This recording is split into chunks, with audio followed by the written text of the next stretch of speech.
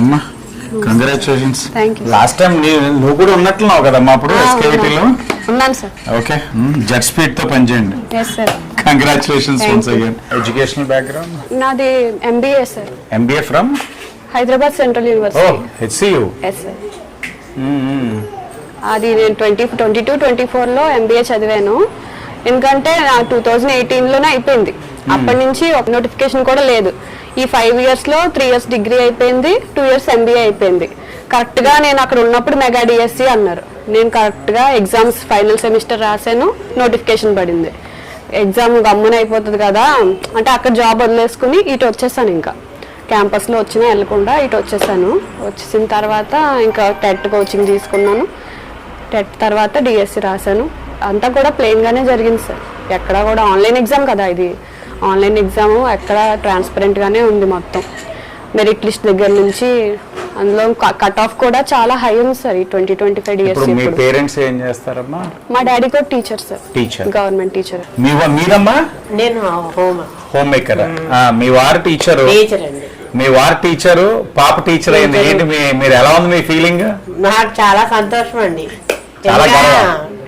ఆయన చెప్పారు పోనీ ఎందుకు ఈ ప్రొఫెషన్ రాను రాను మారిపోతున్నాయి, చక్కగా ఎంబీఏదండి కాదని చెప్పి ఆ ఉద్యోగం మానుకుని డిఎస్సీ కోసం ప్రగతి హాస్టల్లో ఉండి అన్ని కష్టపడి చదువుకుంది. ఇప్పుడు ఇలా అంటే తనకు బాధేస్తుంది అనమాట. అన్ని కాలేజీ ఫస్ట్ మెరిట్ లో చదువుకుంది. ఒక మానసికంగా ఒక రోగి ఆయన జగన్మోహన్ రెడ్డి గారు అలాగ అయిపోయారు నేను అనకూడదు, కానీ ఇబ్బందులు ఉన్నాయమ్మా. అంటే అందరూ కూడా నీకు అలాగే వచ్చిందా అని అడుగుతారు. ఇంత ఎవరైనా తెలియని వాళ్ళు మీ చుట్టాలే ఉంటారు. ఇప్పుడు జగన్మోహన్ రెడ్డి నైజం ఏంటి, వైఎస్ఆర్ కాంగ్రెస్ పార్టీ నైజం ఏంటి, 10 సార్లు ఒక అబద్ధాన్ని మాట్లాడితే నిజమైపోతుంది అన్నది ఒక నానుడు. అవును సార్, ఇన్ని రోజులు కష్టమో అది వాళ్ళు ఒక మాటతో తీసి పాడేస్తున్నారు. కొత్తగా ఏంటంటే ఆ బాధ వచ్చి పట్టుకుంది దీనికి.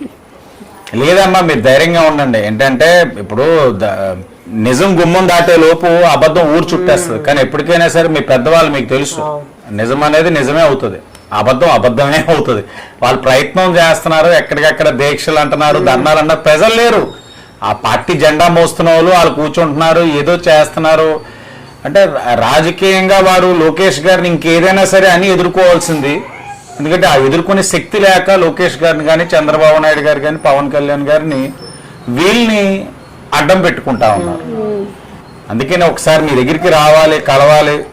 మంచి రోజు ఈ రోజున కలిసి ఒక్కసారి మీతోటి అసలు ఏంటి ఏం జరిగింది, ఇంత కష్టపడి చదువుతున్నారు, తల్లిదండ్రులుగా మీరు కూడా ఆవేదన చెందుంటారు. ఏంటి ఇన్ని సంవత్సరాలు పాప దీని మీద ఉంటా ఉంది, ఉద్యోగాలు ఎదుర్కొని. అంటే 5 సంవత్సరాలు వైసీపీలో డిఎస్సి తీయలేదు కాబట్టి ఈ ప్రభుత్వం తీస్తా ఉన్నప్పుడు మీరు ఒక ధైర్యం ఆనందంతో ముందుకెళ్తా ఉన్నారు. జాబులు వచ్చిన తర్వాత ఇలా అంటా ఉంటే బాధగానే ఉంది. పైగా అదే పూర్వంలో కదా అన్ని ఆన్లైన్లో తెలుస్తున్నాయి కదా, మాకు పెద్దవాళ్ళు మాకు తెలియకపోయినా వీళ్ళన్నీ ట్రాన్స్పరెంట్ గా ఉంటున్నాయి ఇప్పుడు అన్ని. మరి వాళ్ళకి ఏం లోటు కనిపించిందో నాకైతే. జగన్మోహన్ రెడ్డి గారికి టీచర్లు అంటే ఇష్టం ఉండదమ్మా. చిన్నప్పుడు కాపీ కొట్టినప్పుడు కొట్టారట టీచర్లు. అప్పటి నుంచి అతను కక్ష పెట్టించుకున్నాడు టీచర్ల మీద, అందుకే ఇలా ఉన్నాడు. అందుకే అల్లరపిల్లడు అయిపోయాడు ఆయన. నువ్వైనా సరే చిన్నప్పుడు ఒక స్టేజ్ నుంచి వెళ్తావు కదమ్మా, పిల్లల్ని క్రమశిక్షణతో పెట్టు. నేను అంటే మిమ్మల్ని కలవడం గల ముఖ్య ఉద్దేశం ఒకటి, ఈ స్పోర్ట్స్ కోటాలో తప్పులు జరుగుతున్నాయి అనగా మీరు ఎవరైనా స్పోర్ట్స్ కోటాలో వచ్చిన మీ స్నేహితురాల్లో ఉంటారు కదా, వాళ్ళు ఎవరైనా పంచుకుంటున్నారా మీతోటి?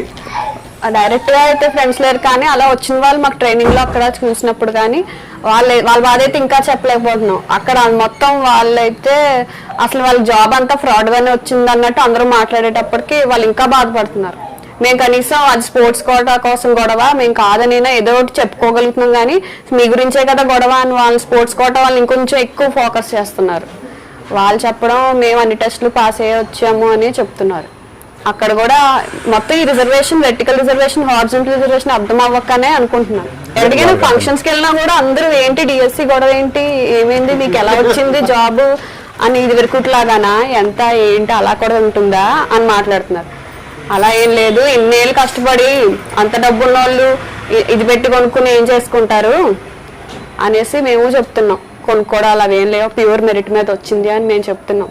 చూశారు కదా వాళ్ళ ఒక వ్యక్తిత్వం. ఈ రోజున మీరు ఇంత కష్టపడి సాధించి మీకు ఆనందం మిగల్చకుండా ఇంత బాధ పెడుతున్నాడు అన్నది మా కష్టం అంతా అసలు మార్క్స్ లోనే కనిపిస్తుంది. అది కూడా ఇప్పుడు కనిపించట్లేదు, సరిపోవట్లేదు. మేము ఎక్స్ప్లెయిన్ చేయాల్సి వస్తుంది. కాదు మాది జెన్యూన్ గానే వచ్చిందని అందరికీ చెప్పుకోవాల్సి వస్తుంది. పేరెంట్స్ కూడా కొన్ని రోజులకి ఇంకా వీళ్ళు ఇలా వచ్చారు ఎలా వచ్చారో ఏంటో అని వాళ్ళకి కూడా డౌట్ వచ్చేస్తుంది. ఇంకా పేరెంట్స్ అందరూ ఇంకా విని లేదమ్మా, ప్రజలు నమ్మట్లేదు. ఇప్పుడు ఇప్పటికే కొన్ని ప్రాంతాల్లోని డిఎస్సిలోని సెలెక్ట్ అయిన వాళ్ళందరూ రోడ్ ఎక్కి, కొంతమంది అయితే నేను వైఎస్ఆర్ కాంగ్రెస్ పార్టీ ఓటర్ని అభిమాన్ని ఈ రోజు చేదరించుకుంటున్నాను ఆ పార్టీనని మాట్లాడేసరికి ప్రజలకు అర్థమైపోయింది.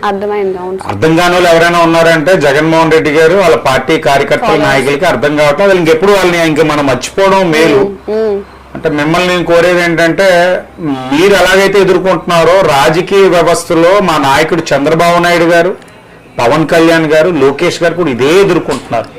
మేలు చేస్తున్న ప్రతి కార్యక్రమం, మేలు చేస్తున్న ప్రతి పనిని అదుగు నువ్వు వచ్చేసావు, ఇచ్చేసావు, అవినీతి చేసావు, ఇది చేసేసావని వాళ్ళ మీద బురద జల్లుతూనే ఉంటున్నారు.